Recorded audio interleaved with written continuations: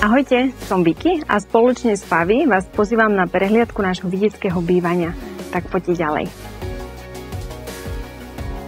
V dome bývam s manželom Michalom, 5-ročnou dcérkou Hanach a našimi 2 mačkami. Domov je pre nás miesto, kde nielen bývame, ale aj pracujeme a tvoríme. Preto bolo pre nás nesmierne dôležité nájsť dokonalé miesto na život. A to sme našli v malej maďarskej dedinke. Žijeme pod horou, obklopený zeleňou. Príroda je pre nás zdrojom inšpirácie a aj novej energie, ktorá je pri našej kreatívnej práci veľmi dôležitá. Záhrada pri dome je navrhnutá tak, aby bola takmer bezúdržbová, a to vďaka kamienkom a travertinovej dlažbe. Sme s týmto riešením spokojní, keďže máme vždy upravenú záhradu. Zeleň namiesto trávnika nám kompenzuje pavnič, ktorý sa ťahá po kamenných stenách. V každom ročnom období mení svoj vzhľad a vždy máme vďaka tomu úplne inú fasádu. Vďaka obrovskému stromu moruše máme aj počas horúcich letných dní príjemný kúsok tieňa, kde vieme relaxovať. Tento rok nám pribudol stojan s hojdacou sieťou a aj makrame hojdačka. Tu som našla na Favi.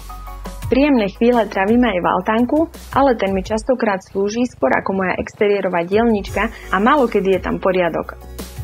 Kamenná časť stavby je pôvodná, viac ako 100 rokov stará a poschodie je novou drevenou nadstavbou, kde máme 2 izby. V vstupnej chodbe sa nachádza rodinná fotostena. Nakúpila som rôzne rámčeky, ktoré som farebne zjednotila tak, aby nám zapadli do interiéru. Veľmi sa z nej teším, keďže dôležité momenty z našich životov máme stále na očiach a neležia niekde zabudnuté na diskoch. Túto skriňu som si doniesla z mojej detskej izby a zrenovala na vintage vzhľad. V stavanej skrini na chodbe máme schované nevzhľadné veci ako elektrická skrinka, boiler a zároveň poskytuje dostatok ložného priestoru. Prázdne steny pri schodisku som využila ako môj malý showroom. Hore sú zavesené moje obrazy. Kedysi som totiž intenzívne maľovala, no dnes sa skôr venujem výrobe vencov a dekorácií, ktoré môžete vidieť vlastne všade naokolo. Kuchyňa patrí určite k nezvyčajným. Kameň s klenbou sú pôvodné. Páči sa mi spojenie starých, pôvodných prvkov, ako sú steny a nábytok s modernými spotrebičmi.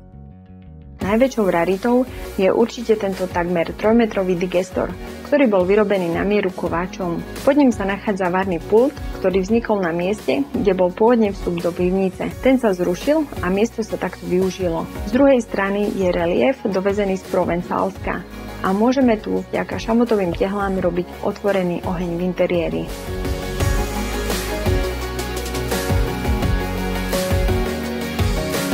Väčšinu nábytku a dekorácií máme z druhej ruky. Vďaka tomu tu máme mnohé originálne kúsky, ktoré dotvárajú jedinečný vzhľad interiéru. Nepotrpím si na dizajnové či značkové dekorácie, podľa mňa nie je umením minúť na dekorácie veľa peňazí, ale zmála vykúsliť niečo zaujímavé. Kedysi som v starožitnosti aktívne vyhľadávala, no dnes už za mnou chodia domov samé. Naša rodina, priatelia či susedia mi ich nosia priamo domov, keďže vedia, že im vdýchnem nový život. Napríklad túto poličku som dostala od suseda. Po náročnej renovácii som docielila vytúžený vzhľad. Dokúpila som k nej starožitný stolík, lavičku, prázdny kút sa zmenil na čarovné zákutie, ktoré rada dekorujem. Keďže máme malú dcérku, tak v obývačke máme aj malý herný kút. Detskú kuchynku som vyrobila zo starej drevenej skrinky. Hani sa z nej veľmi teší, obzvlášť keď príde návšteva a ona môže ponúkať svoje dobroty. Rovnako ako v exteriéri aj v interiéri máme priznané pôvodné kamenné steny, ktoré boli otesané na kameň a vyšpárované. Podlaha v tejto časti je zo starých tehál. Náš dom sme doteraz vykurovali za pomoci krbu s výmeníkom.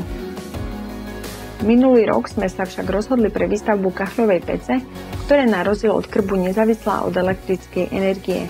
Zároveň drží teplo, čo je veľkou výhodou. Ako bonus si v nej môžeme niečo skvelé upiecť. Kachlice sú ručne vyrobené a vyberali sme ich tak, aby dokonale zapadli do nášho interiéru.